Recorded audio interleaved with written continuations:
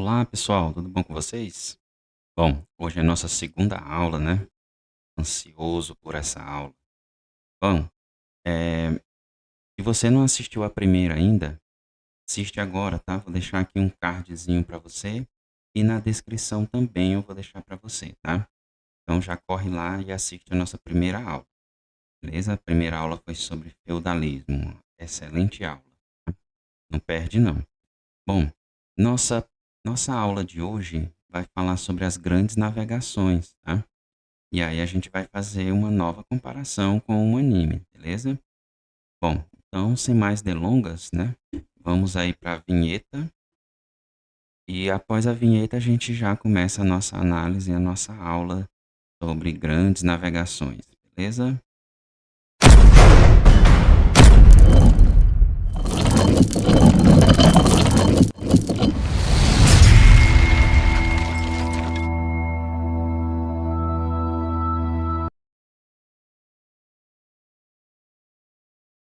É isso aí, pessoal. Estamos de volta. Agora vamos falar diretamente de grandes navegações. Nossa história, ela começa com um jovem de 14 anos que vai iniciar a sua jornada aí, né, de navegação com alguns navios pesqueiros, tá? Então, esses navios, essas embarcações, elas já têm um domínio de navegação. Os capitães, eles conseguem já aí até um certo nível, né, do mar, mas eles nunca se afastam muito da praia, tá? Então, a gente sabe que desde a antiguidade o homem navega, só que é sempre ali percorrendo próximo à praia, tá? Então, a gente tem aí essas navegações acontecendo, mas elas não acontecem na mesma proporção das grandes navegações, tá? Então, por isso que a gente vai dar uma importância maior para esse evento, beleza? E o nosso jovenzinho lá de 14 anos já está se aventurando no mar, aprendendo para quando crescer ser um grande capitão, beleza? E esse jovem, né, ele vai ser chamado de Luffy do Chapéu de Palha. Bom, mas como assim? Estou recebendo aqui a notícia, pessoal, de que não é o Luffy não, é o Cristóvão Colombo. Cristóvão Colombo é o personagem aí da nossa história de 14 anos, né? 14 anos ele sai para aprender navegação.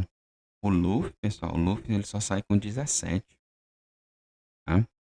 Então, nosso grande personagem aí é Cristóvão Colombo, beleza? Bom, mas vamos voltar lá pro One Piece, né?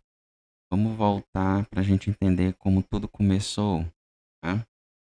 Então, a gente tem aí o nosso querido Luffy, né? Claro que a gente já sabe que ele não é o nosso personagem da vez. Então, dá licença, Luffy. A gente vai falar de As Grandes Navegações One Piece, parte um, tá? Por quê, pessoal? O anime é tão longo que eu vou ter que dividir. Claro que eu não vou falar de todo o anime, né? Senão era um mês todinho falando. Mas eu vou dividir em três partes para a gente comparar Grandes Navegações com One Piece, tá? Então essa é a nossa primeira aula sobre esse assunto, beleza? Bom, o que a gente sabe aí sobre One Piece? A gente vai ter primeiro que voltar um pouquinho no tempo para entender o que levou as pessoas a fazer, né, a desbravar os mares. Bom, então o início de tudo. Primeiro no One Piece a gente vai ter aí a figura do Roger, né? O rei dos piratas, Gold Roger.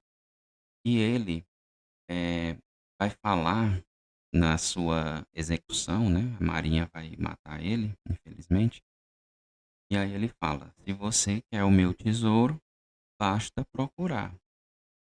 Eu deixei ele em um local e quem pegar esse tesouro será o novo rei dos piratas. E aí várias pessoas se lançam no mar atrás desse tesouro. o grande tesouro do Gold Roger, beleza? Bom, eh, isso se parece muito com as grandes navegações, porque as pessoas vão se lançar ao mar atrás de alguns tesouros também, tá? Então tá aí a nossa imagenzinha, né, dos piratas indo para a Grand Line, né, que é a grande rota aí que o Roger percorreu, tá? Então todo mundo acredita que o One Piece está nessa rota chamada Grand Line, beleza? Na história também a gente vai ter várias pessoas se lançando aí, né, no mar, atrás de algumas riquezas, atrás de produtos, tá? Então a gente vai entender agora um pouquinho como que se deu o nascimento desse pensamento de grande navegação, né? Por que que as pessoas vão se lançar ao mar, um mar perigoso, desconhecido, e, e viajar nessas embarcações, tá?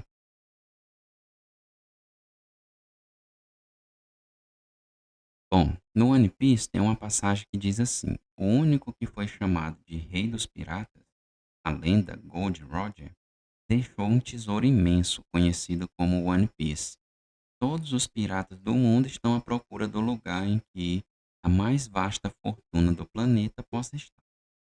Pode-se dizer que essa é uma das eras mais perigosas dos sete mares. Então vejam mais um elo aí para nossa ligação, tá? Sete mares. Não, se no One Piece tem sete mares, no mundo real também tem sete mares, tá? Nossos sete mares são esses aqui, ó. Então, a expressão sete mares surgiu na antiguidade, quando os antigos povos acreditavam que o mundo estava dividido por sete deles. Claro que hoje a gente sabe que tem bem mais, né? Então, eh, a gente tem aí o Mar Adriático, o Mar Arábico, o Mar Cáspio, o Mar Mediterrâneo, que é muito importante, tá, para a gente aqui hoje, o Mar Negro, o Mar Vermelho e o Golfo Pérsico, beleza? Então, a gente vai ver agora que o Mar Mediterrâneo ele foi fundamental para despertar esse interesse das grandes navegações. Então vamos lá, vamos entender agora por que que as pessoas fizeram essa loucura toda. Bom, mas antes, né, vamos analisar o anime, né, o One Piece. Então no anime a gente tem os quatro blues, que é o North Blue, o South Blue, South Blue, o West Blue e o West Blue, que é o norte, sul, leste e oeste, tá? A gente tem a Green Line cortando aí todos no meio e a gente tem o continente chamado Red Line, tá? E aí muita gente me pergunta, professor, por que que ele não destrói esse continente aí, já que todos moram mesmo em ilhas, para liberar a passagem para Green Line? E aí o Eiichiro Oda ele responde, tá? Ele fala que essa Red Line, esse continente, ele é intransponível. Você não consegue passar nem por cima nem por baixo. São quilômetros de profundidade e quilômetros de altitude.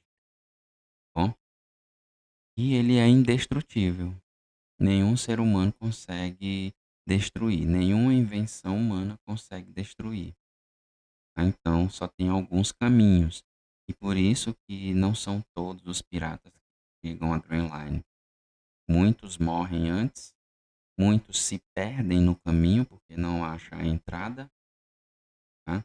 Outros morrem de fome porque não conseguem encontrar o caminho de volta para poder buscar suprimentos. Então a Grand Line ela é uma rota perigosa. Bom, mas o que que levou as pessoas a procurar essas rotas, né? primeiro de tudo foram as cruzadas, tá? As cruzadas, quando o Papa convoca os cristãos para lutar contra os muçulmanos e reconquistar Jerusalém, eles eles voltam para a Europa com muita riqueza. Dentro dessas riquezas estão alguns produtos que são supervalorizados na Europa, que a gente vai chamar de especiarias. Então, começa-se uma procura muito grande por esses produtos. E assim a gente vai traçando rotas comerciais por terra e pelo mar Mediterrâneo. Depois, alguns comerciantes começam a monopolizar essas rotas, que são os comerciantes italianos. Eles vão começar a cobrar pedágio para quem passar para as Índias atrás das especiarias. E depois eles vão fechar o mar Mediterrâneo para que os comerciantes não busquem as especiarias passando pelo mar.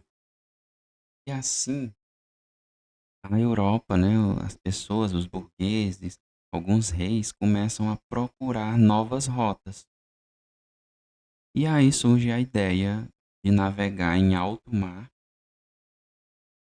e contornar todo o continente africano para poder chegar até as Índias. Bom, o que que acontece? Nessa primeira aula, a gente fez uma introdução, né, sobre as grandes navegações, sobre o One Piece. A gente não se aprofundou muito. Essa aula foi para a gente e saber o que são essas especiarias. Bom, pessoal, as especiarias nada mais são que alguns temperos. Vou mostrar ela aqui para vocês. Então, as especiarias, elas são produtos que servem para temperar. E assim a gente tem um- uma preservação da carne, tá? E um sabor mais distinto. Quais são esses produtos? A gente tem a canela, a gente tem o gengibre, cravo, pimenta e noz moscada. Tá? Todos esses produtos aí fazem parte das especiarias. Produtos caríssimos que geram altos lucros. Mas só foi isso que fez as pessoas ganhar o mar e desbravar todos os oceanos atrás das especiarias? Não, não foram só as especiarias, tá? Tiveram outros produtos. Mas isso daí a gente vai deixar para a próxima aula, tá bom? Então não esquece, se você gostou desse vídeo, dá like, dá muito like, tá? Para o YouTube poder chamar mais pessoas. Se você gostou, compartilha com outros colegas, tá bom? Eu tenho certeza que eles também vão adorar. É, agora, se você não é inscrito no canal, já se inscreve, tá bom?